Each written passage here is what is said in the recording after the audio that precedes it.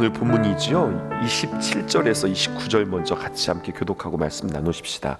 야곱이 기랏 아르바의 마므레로 가서 그의 아버지 이삭에게 이르렀으니 기랏 아르바는 곧 아브라함과 이삭이 거류하던 헤브론이더라. 28절 이삭의 나이가 180세라. 함께 합시다. 이삭이 나이가 많고 늙어 기운이 다함에 죽어 자기 열조에게로 돌아가니 그의 아들 에서와 야곱이 그를 장사하였더라. 이삭이 향년 180세의 일기로 생애를 마감했습니다. 오늘 이삭이 죽는 이야기가 성경에 기록되어져 있어요. 그리고 그의 죽음 앞에 두 아들 에서와 야곱이 아버지를 함께 장사하는 모습이 성경에 기록되어져 있어요. 이 두 형제가 아버지의 장례식장에 함께 나란히 섰습니다. 그 모습이 우리에게는 참 감사하고 은혜로운 모습으로 우리에게 보여집니다. 이삭의 삶을 매듭짓는 그 순간에 과거의 연약함, 또 상처, 갈등을 극복하고 하나님의 역사 안에서 그들은 화해와 그리고 서로들을 존중하며 삶의 한 단락을 이렇게 마무리합니다. 그런데요, 여러분, 우리가 생각해 봐야 할 것이 있습니다.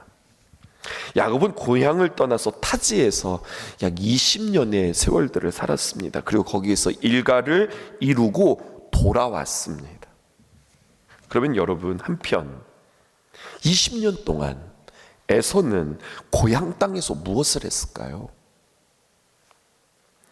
그동안 이삭의 큰 아들로서 장자로서 부모님을 모시고 살았는데 그 에서는 부모님 모시고서 그 고향 땅에서 어떻게 살았을까요? 우리가 아는 것처럼 그는 훌륭한 사냥꾼이었고 400명의 장정을 동원할 수 있을 정도로 영향력이 있었던 사람이고 그는 들의 사람이었습니다. 그런데 우리 같으면 충분히 부모님 마음 이렇게 돌이키고 아버지 이제 집 떠난 동생 잊어버리고 부모님의 축복은 한 번 한 것이니 그냥 축복으로 놔두고 이제 저와 함께 행복하게 제가 부모님 잘 모시면서 살겠습니다, 이렇게 할 수도 있는 거예요. 그리고 나름대로 에서 힘을 가지게 되었고 있는 자리에서 가문을 일으켰습니다. 부족함이 없어 보입니다. 야곱을 만날 때 장정만 400명이라고 하는 인원들을 동원할 정도로 힘도 있었던 사람입니다. 우린 전장에서 그것들을 살핀 바 있습니다. 그런데 에서는 우리의 생각과는 다르게 자꾸만 삐딱선을 타는 겁니다.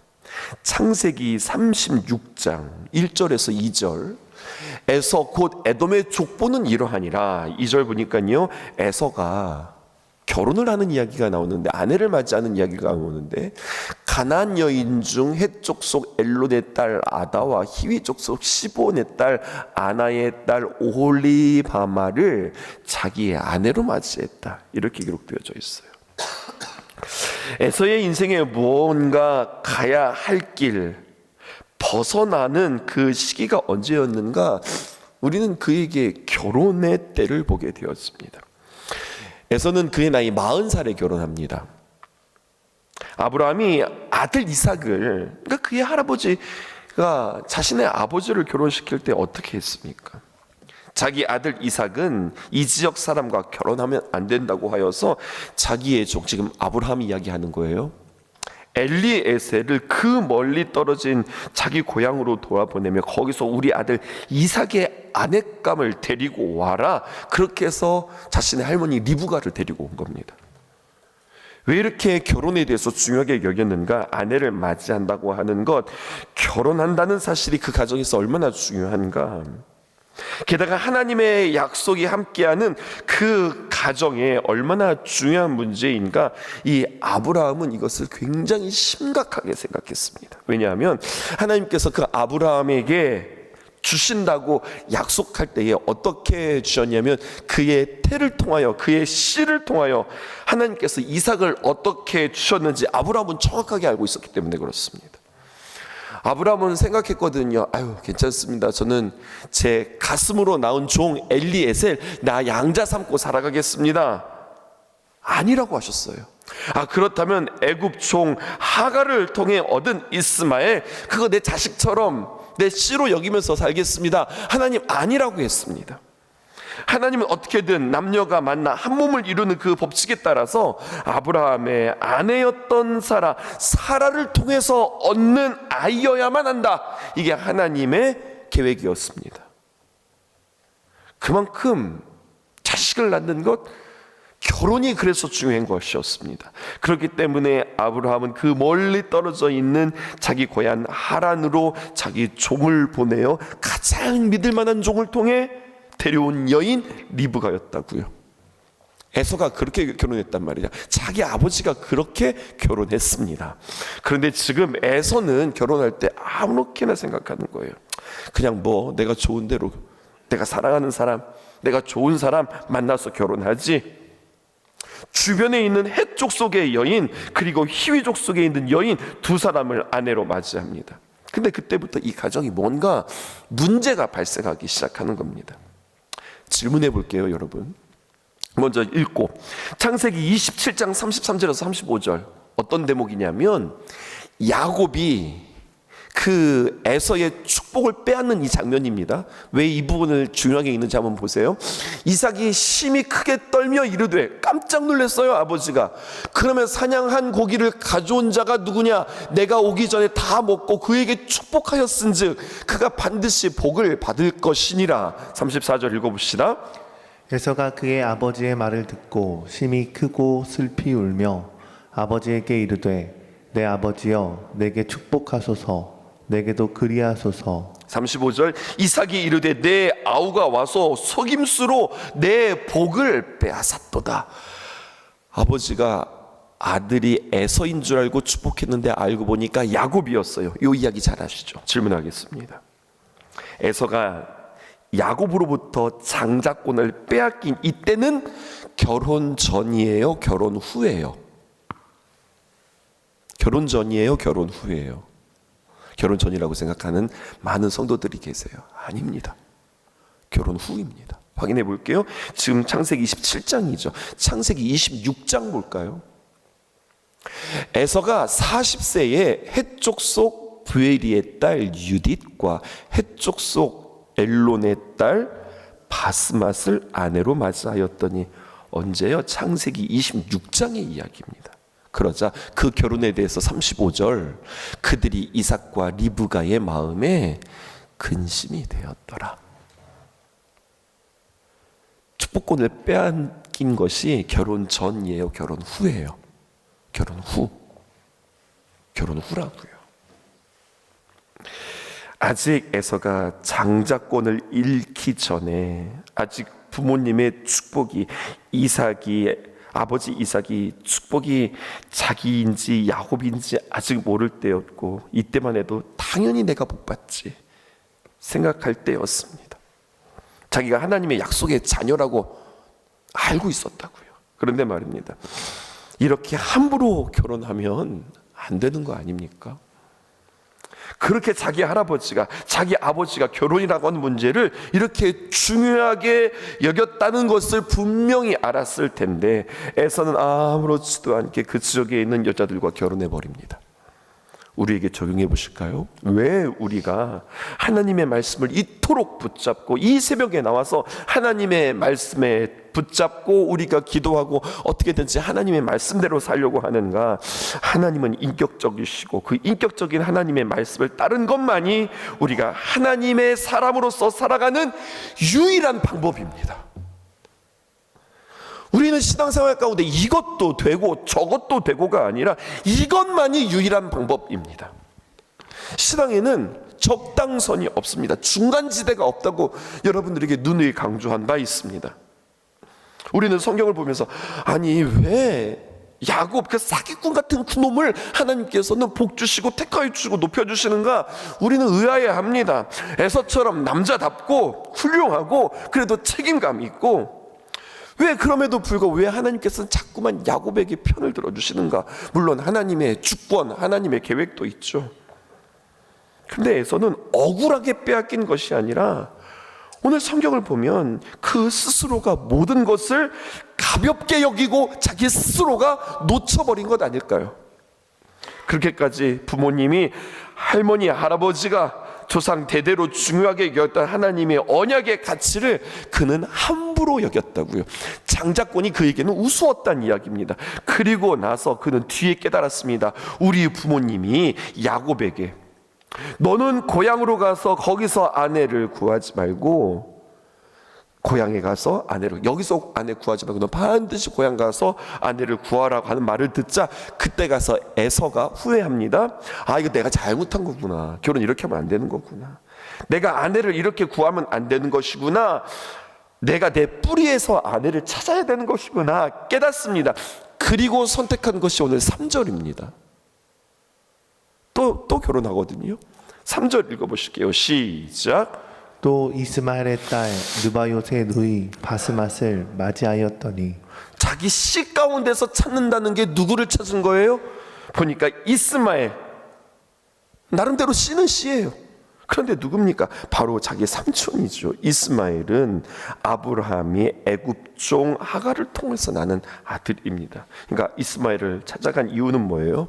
아, 아내는 우리 뿌리에서 찾아야 돼. 우리 가문에서 찾아야 돼 라고 하면서, 그래서 간 곳이 어디인가? 이스마엘을 찾아가는 거예요. 제대로 된 시간이야. 정통이 아니잖아요. 곁다리 서자인데 제대로 찾지 못하고 주소를 제대로 찾아가지 못하는 이 에서를 보게 되어집니다. 내가 장자권을 회복하고 내가 아브라함과 이삭의 아들의 그 계보를 이어가야지. 어디로 가야 되는 거예요? 하란으로 갔어야 되죠. 자기 동생 야곱이 갔던 그 길을 떠나서 거기 가서 자기도 다시금 아내를 얻고 다시금 자기 대를 이어갈 사람을 찾아왔어야 됩니다. 그런데 그게 아니라 기껏 찾아가야 된다는 것이 자기 삼촌 이스마엘 찾아가지고, 삼촌 딸 하나 주세요. 제가요 아무래도 이러다가는 장자권 뺏길 것 같습니다. 축복 못 받을 것 같습니다. 우리 가문 좀 이어보겠습니다. 자꾸만 패착합니다. 엉뚱한 길을 선택하게 되었습니다. 그러면서 4절과 5절입니다. 4절 제가 5절 여러분들, 아단은 엘리바스를 에서에게 낳았고 바스맛은 루엘을 낳았고, 5절 오홀리바마는 여호수와 얄람과 고라를 낳았으니 이들은 에서의 아들들이요 가나안 땅에서 그에게 태어난 자들이더라. 여러분, 가나안 땅에서 가나안 여인 중 계속해서 그의 할아버지가 아버지가 그렇게 정두지 말라고 했던 땅, 그렇게 물들면 안 된다고 했던 그 땅에 아무렇지도 않게 거기서 결혼하고 거기 머물러서 아이를 낳습니다. 에서의 아이는 또 누구의 아이가 되는 거예요? 가나안 땅의 아이가 되어지는 겁니다. 하나님께서 왜 에서보다 야곱을 사랑하셨는가 하면, 에서는 신앙의 가치에 요만큼도 마음을 쓰지 않고 있었어요. 그냥 살기에 좋은 곳에 살고 예쁜 여자들 만나면서 살면 되지, 그게 뭐가 별 대수인가? 6절입니다. 뭐가 강조되는지 보세요. 제가 한번 쭉 읽을 테니까 뭐가 지금 성경에서 반복되는지 보세요. 에서가 자기 아내들과 자기 자녀들과 자기 집의 모든 사람들과 자기의 가축과 자기의 모든 짐승과 자기가 가나안 땅에서 모은 모든 재물을 이끌고 그의 동생 야곱을 떠나 다른 곳으로 갔더니, 여기서 오늘 제목이 나오는 겁니다. 머무는 자와 떠드는 자. 지금 6절에서 뭐가 강조되었죠? 자기. 첫 번째, 여러분, 자기 아내들입니다. 여러분, 자기 아내들, 가나안 땅에서 가장 예쁠 수 있겠죠. 왜냐하면 에서는 당시에 가장 멋있는 남자였습니다. 사냥을 잘하니 아마 최고의 남편이었을 겁니다. 그 남편의 1순위는 무엇인가? 오늘 에서의 1순위, 자기 아내.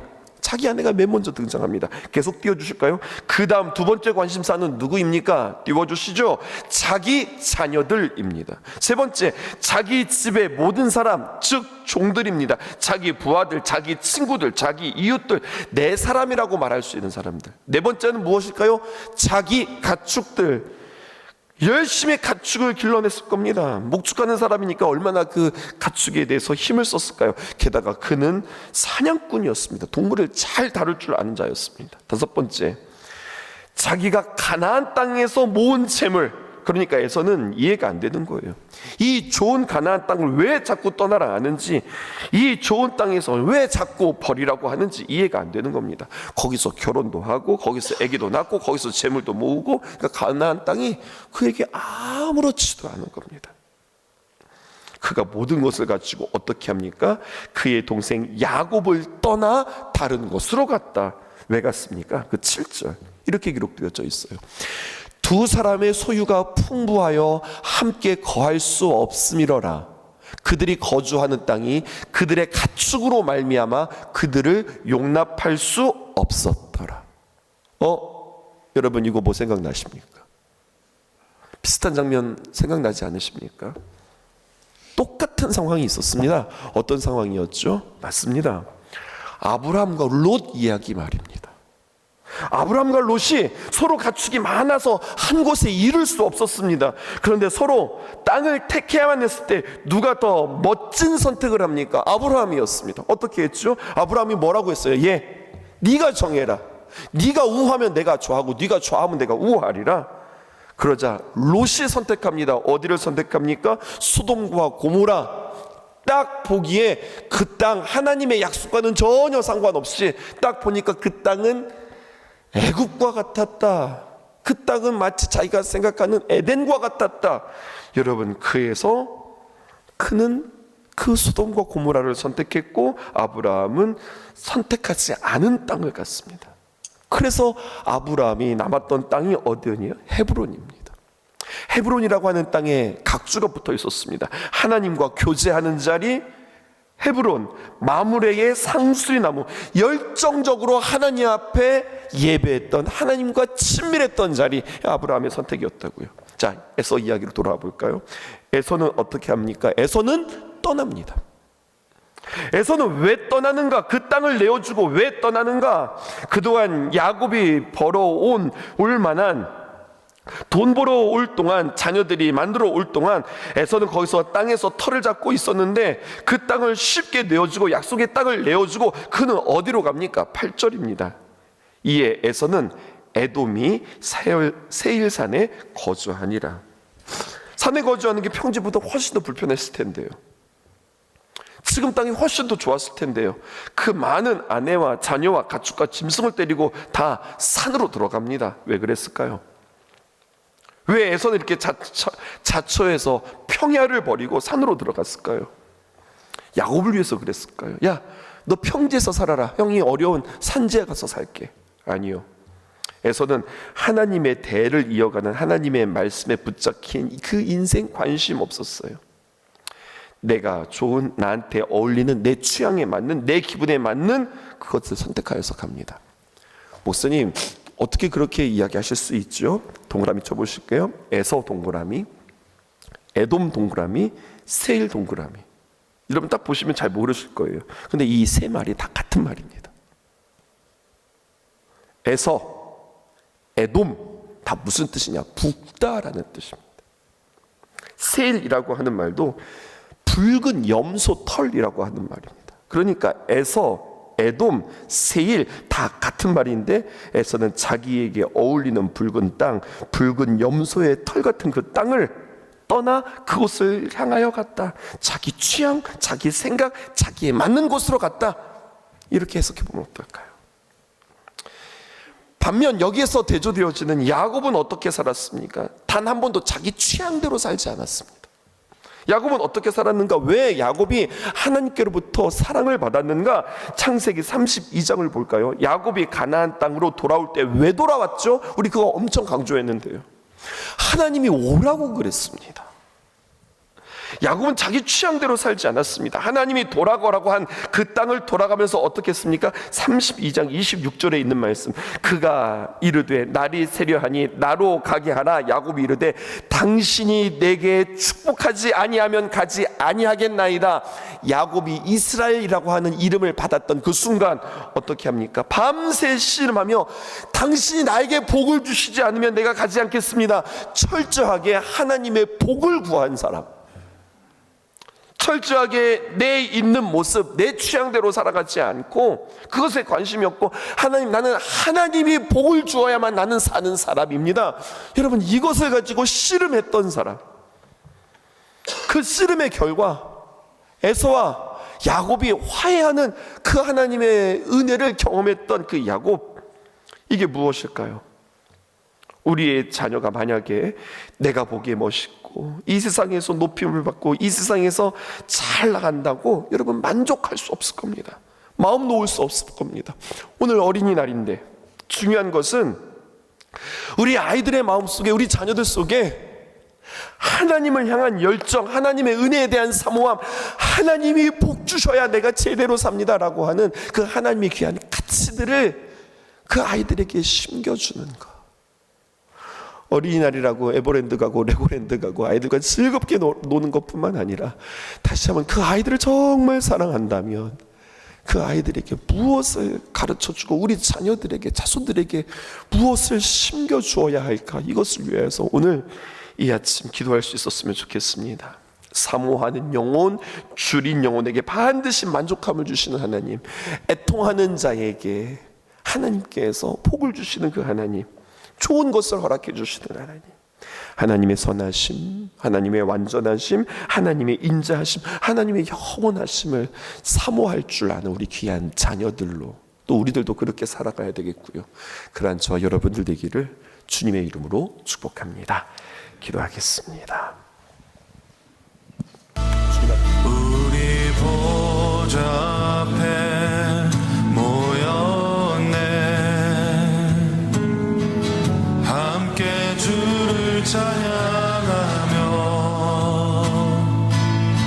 하나님의 사랑 그 아들 주셨네. 그의 피로 우린 구원받았네. 십자가에서 쏟으신 그 사랑